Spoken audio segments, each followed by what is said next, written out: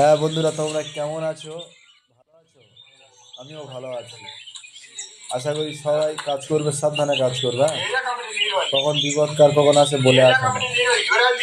আমি আছি কেরালাতে, এই কুয়ার কাজ করি। এই কুয়ার পানি কিন্তু সবাই খায়। এখানে কল নেই। আমাদের দেশে যেরকম সরকারি কল রয়েছে, এখানে সরকারি কল নেই। সরকারি কল দেয় বাড়ি থেকে, ওটা খুব কম। এখানে কুয়ার পানি আছে, নিচে কোনো ফিল্টার লাগানো থাকে না, ওটাকে এরা গরম করে খায়। আমার সঙ্গে যে ওই মাটি নিয়ে যাচ্ছে ও হচ্ছে কালা, কি শুনতে পায় না, গায়ে হাত মেরে ডাকতে হয় সবসময়। তুমি বলো বন্ধুরা, কতটা রাগ লাগে? হয়তো অন্যদিকে মুখ করে আছে, ওকে ডাকলে যে কান তোর নিচে থেকে কতটা অসুবিধা হয়, যার কারণে ও নিচে লাগায় না।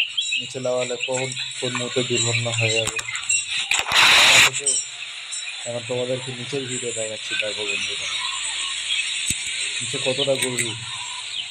এটা অনেক পুরাতন কুয়া, 3-4 বছর আগে খোলা হয়েছিল, তখন টাকা পয়সা ছিল না, তার জন্য কাজ বন্ধ করে দেওয়া হয়েছিল।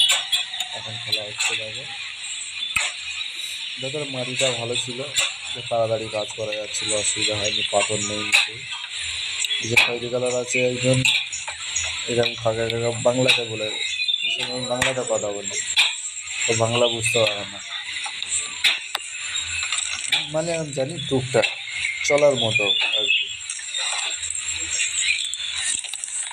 এই যে এই যে খালি গায়ে আছে দাঁড়িয়ে, এটা হচ্ছে হেড মিস্ত্রি, ওনার মাধ্যমে কাজ করি সবসময়।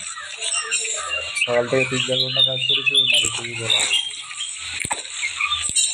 তো আজকে লেট হয়ে গেছিলো, কারণ ওগুলো ফিটিং করেছি, তারপরে